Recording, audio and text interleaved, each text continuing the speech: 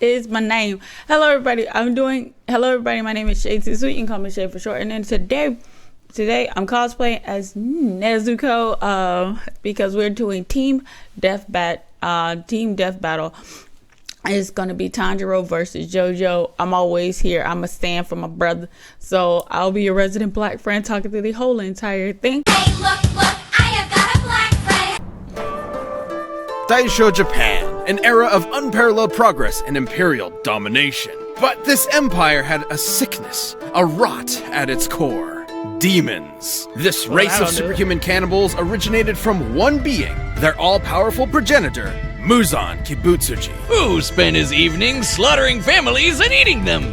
Okay, first and foremost, she deserved to get got. Like, literally, her whole family around her was like assholes and everything else. Look, the people that you keep around you is a direct reflection of you, so I didn't feel bad that she died. Bye, bitch. Including the Komodo clan. Though one of them fatefully survived. The eldest son, Tanjiro. Well, the good news is your sister Nezuko is alive too. That's me. Eeks, look at me. Bad news is she's a demon now. So sorry, champ. I'm chucking. Oh my god. Is that his stats? 5'5". I'm 5'4". 135. Oh, sorry, 134. That's around my weight. I'm 140 right now, so give or take 6 pounds. I need to lose 6 pounds. Let's just say it like that. 15. No.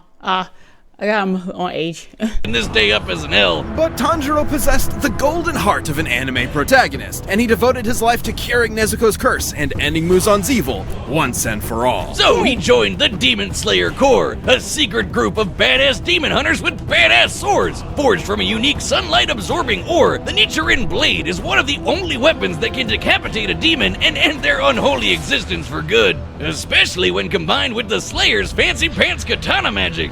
It isn't katana magic. Okay, well, it's totally katana magic, but that's not what it's called. Yeah, it's breathing, yeah. Which is so lame. Anybody can do that. Oh, God. I was wrong. The use of breathing is crucial to real-life martial arts. Deeper breaths massage the organs below the diaphragm, relaxing your body and lowering its energy requirement, while simultaneously giving you more energy to use. Tanjiro. That's extremely true. That's extremely true. That's why when I used to do tournaments and everything, my instructor, he would constantly say, "Hey Shay, when we get into the corner, he would give me stress what I need to do and everything else. Incorporate more back kicks, because I had a really good back kick, but I never did it. I always used my round kicks and everything else. But he would always tell me to do deep breathing, and what that did for me is it felt like it was like an oxygen surge within my whole entire body, and I felt rested and I was ready to go out again. We only had 30 seconds of in between rounds, so you face them for I think 2 minutes, and we did 30 seconds of breathing, another 2 minutes, and then the judges decide, and then they'll show you the point system and everything else. I used to love competing.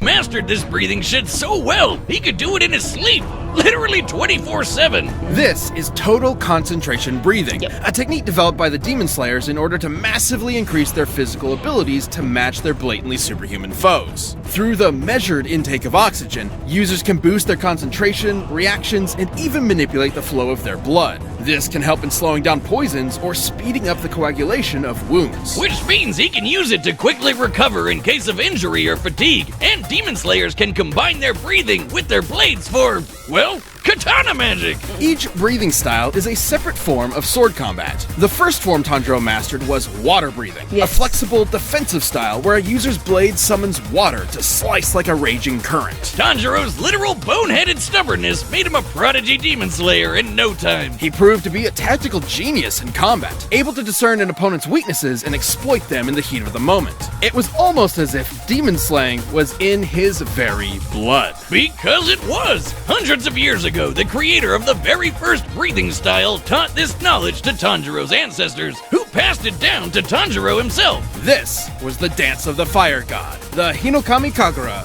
sun breathing. With sun breathing, Tanjiro's sword bursts slow a demon's healing factor and can turn into a wicked fire dragon. Sun breathing increases Tanjiro's speed and power, but at a cost. It will quickly tire him out, and overuse could severely debilitate him. Which can also turn on this really distracting birthmark on his forehead. Through intense stress and exertion, Tanjiro can activate this Demon Slayer mark, which boosts his already crazy strength and speed even further. And gives him access to the see-through world. Basically, it slows down time for Tanjiro and gives him x-ray vision. This allows him such a precise understanding of his opponent's muscle movements that he can predict their future actions, sort of like a spider sense. He can even do the same with just his sense of smell. No Demon Slayer mark needed. Not only can his nose detect people from hundreds of yards away, it lets him find an opponent's opening in battle even easier than before. You'd think being an anime swordsman would make Tanjiro even edgier than his blade, but he's basically the group mom, with an innocent little cherub sweetness matched only by his raw badassery. Tanjiro is tough enough to survive being stabbed in the stomach,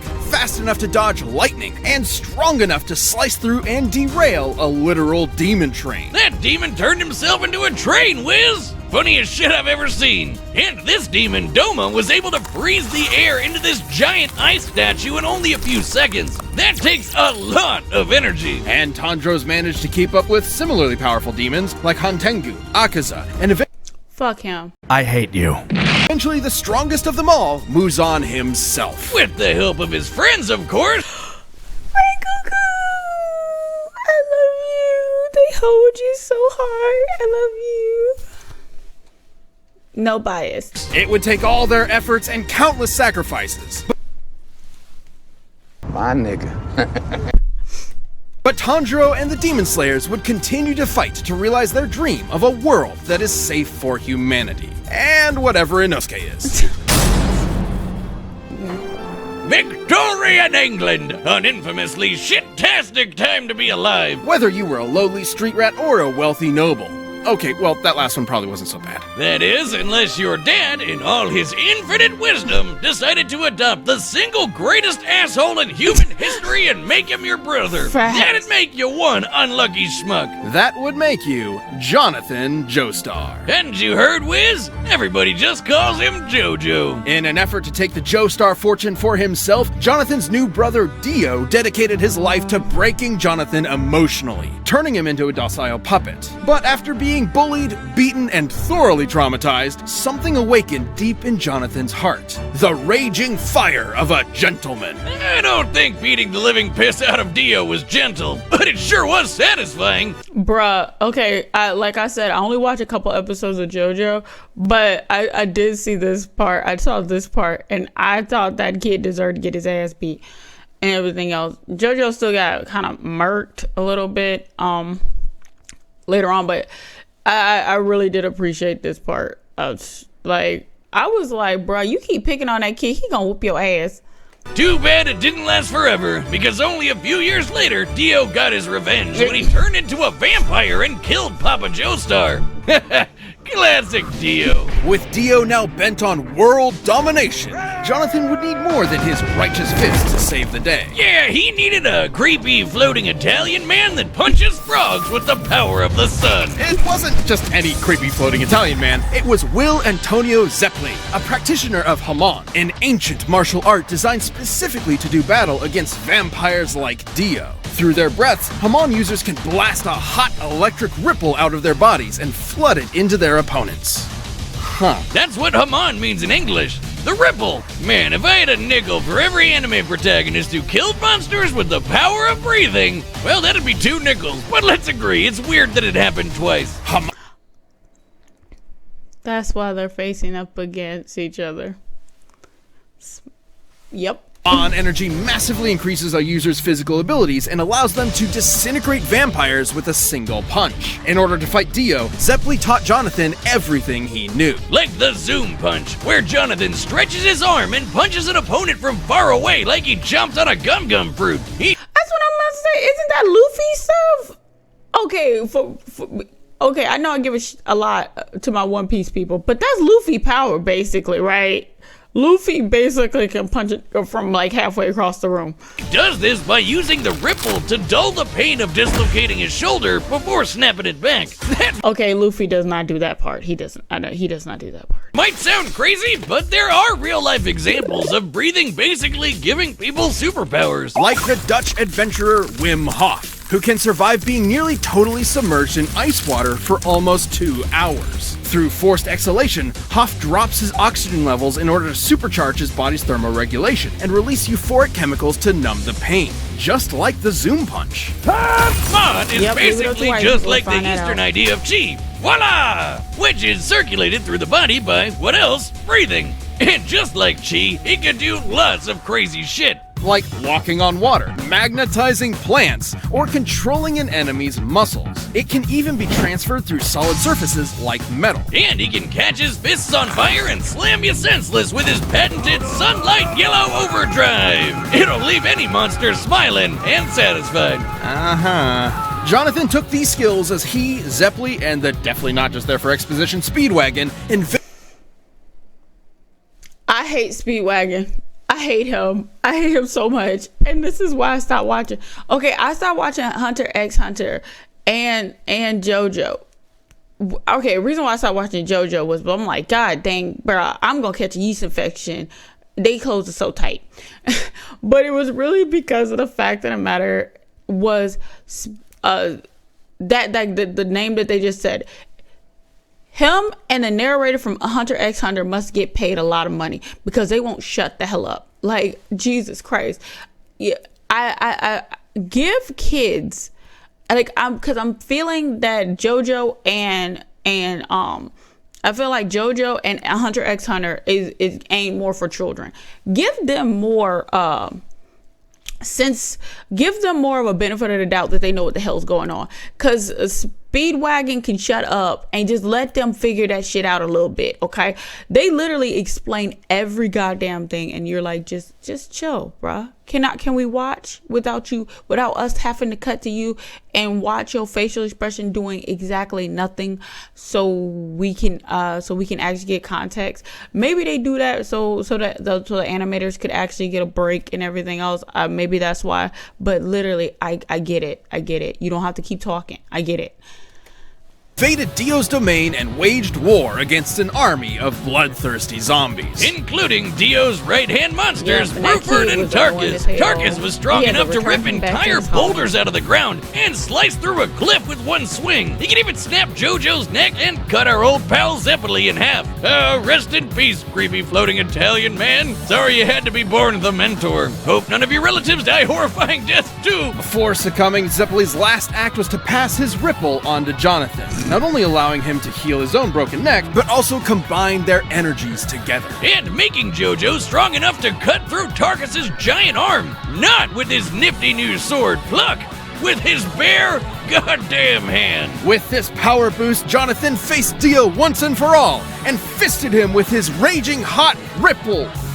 Wait. Now, Fisted Dio was pretty impressive, considering Dio could later fight faster-than-light stands like Star Platinum. Hell, even other Ripple users like Joseph can dodge beams of light too. But more than his strength or speed, or even Hamon, Jonathan's greatest strength was always his intelligence and unstoppable determination. It was that burning drive for justice that defeated Dio all those years ago. And them tight ass pants.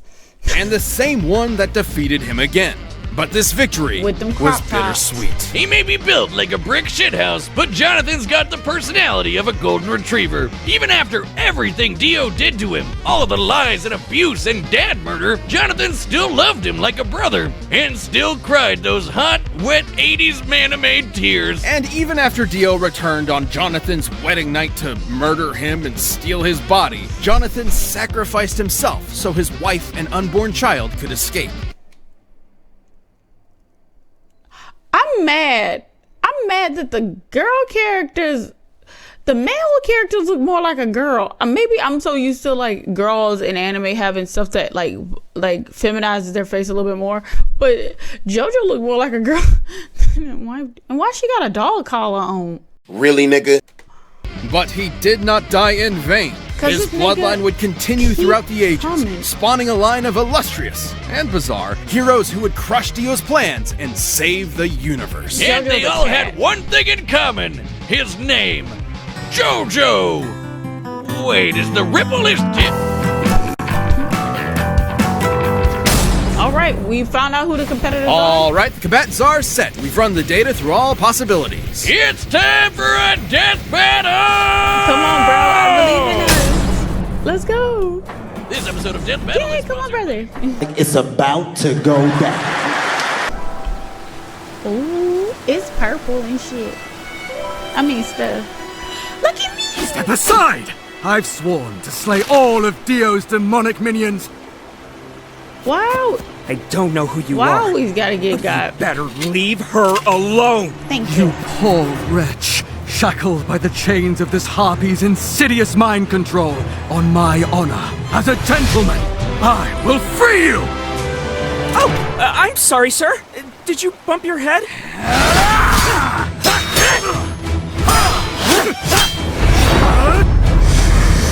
Total concentration. Water breathing. Most unorthodox. You fight with valor, noble swordsman, but I know the burning passion of my heart will carry me through! I'm about to say. But Oh, he's kind of adorable. Like a puppy. I wonder if he has a caretaker nearby.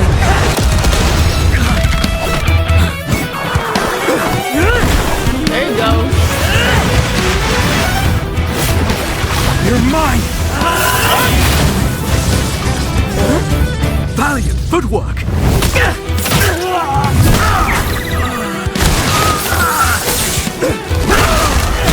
You will fall! No kamikaze!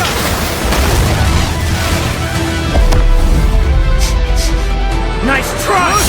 There you go. Come on, bro. Incredible! You could teach me a thing or two! Scarlet Overdrive! And, bro, get your ass up. Get your ass up. Get your ass up. His breathing is carrying some kind of energy. Like me. And that means I know how to stop him.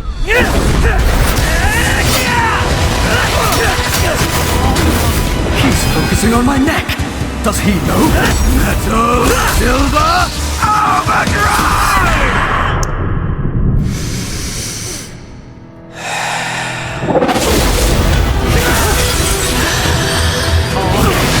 Better not. I got you!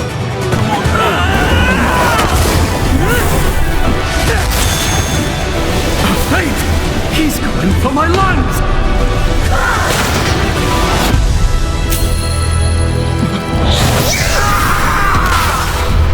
2 inches off. Did he dodge?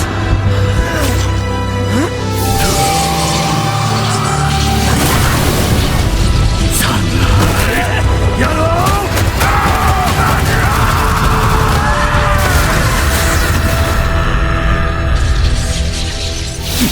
She's my sister. On my honor, as a gentleman, I will protect her with my life. Bullshit.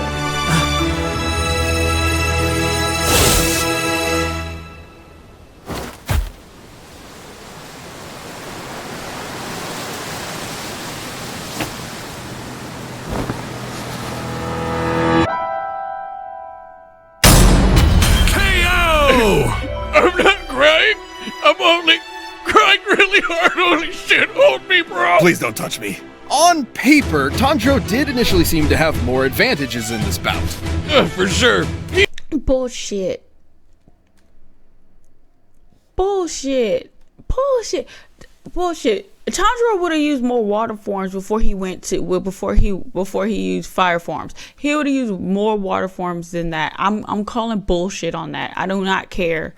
He'd been training for way longer than Jonathan, and with way more experienced teachers. Tanjiro's Demon Slayer journey took place over a couple of years, while Jonathan's Ripple training was less than a month. Tanjiro was obviously a superior swordsman with a variety of powerful techniques and katana magic, while Jonathan really only improvised as a swordsman. But that's where the advantages stop. Sure, Jonathan wasn't a natural swordsman, but he more than made up for it in hand-to-hand combat.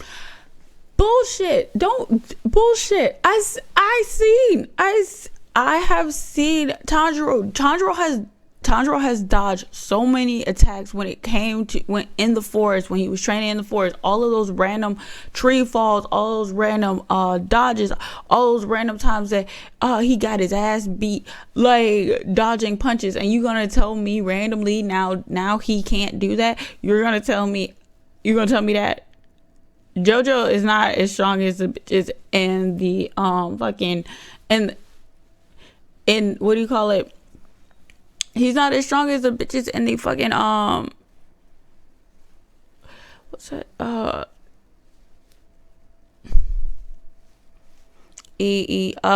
Entertainment district. That girl had her Komodo was different tentacles and everything going at him. And you gonna tell me that this did? Okay. Well, Tanjiro was pretty much out of options without a blade. Jonathan also had an edge in strength. Comparing Tanjiro to Doma and JoJo to Tarkus, Jonathan was over twice as strong. And while Tanjiro later fought the more powerful Muzan, Jonathan did the same with Dio. He was way faster too. While Tanjiro and his pals could dodge lightning, we can compare Jonathan to other Ripple users like Joseph, who could dodge light, which is over 3,000 times faster. That might seem crazy, but in Part 3, Dio was able to keep up with stands like Star Platinum, which can move faster than light. Dio did this on his own, and that was while using Jonathan's body. Even with multiple ways to predict Jonathan's movements and see the flow of his Ripple, Tanjiro would not have been fast enough to keep up. Especially with the Ripple backing him up. Sure, the water and fire Tanjiro generates is impressive, but Jonathan was tough enough to power through it. Tanjiro, though, had no way to defend against the Ripple bypassing his durability and directly messing with his organs. Such as manipulating his muscles like a puppeteer, or directly shutting off his brain or heart. Something other Ripple users have done to ordinary humans with a single zap. And Jonathan had the opportunity to do this literally every time Tanjiro blocked his blade. Sure, Tanjiro could recover himself with the breath, but that'd be a breath spent healing and not, fighting. And while Sun Breathing's overuse was dangerous to Tanjiro, JoJo's Hamon had no such drawback. Which meant that JoJo could keep fighting for as long as he needed to. Tanjiro was never going to go down easy, but Jonathan's speed, Hamon, and righteous gentlemanly fists carried him to victory. Jonathan. I'm calling bullshit. Here we go. Bullshit. I don't care. I don't care what they say. I don't care. I'm being dead serious. This is my first death battle, and I'm gonna tell you, I think this is biased as shit. I'm sorry. I think it is, because my whole thing is Tanjiro would have used water more than he would have used fire. He wouldn't go straight to fire.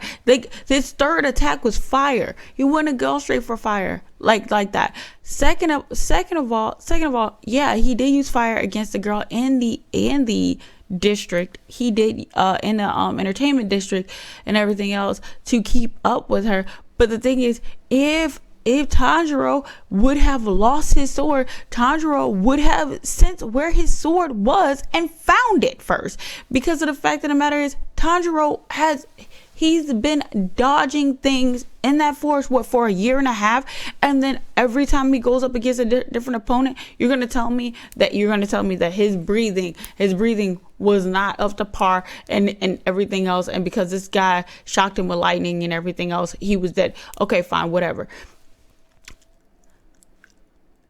Every time I have seen Tanjiro use his blade, it always goes through his opponent and slices through him. It doesn't just stop there. I'm sorry. Y'all can compound the evidence all y'all fucking want to. It's biased as hell. But anyway, my name is Nezuko, aka Shaytosweet. Links to the original creator will be down below. I don't agree with them because of the fact that the matter is, if you can tell, I am clearly biased.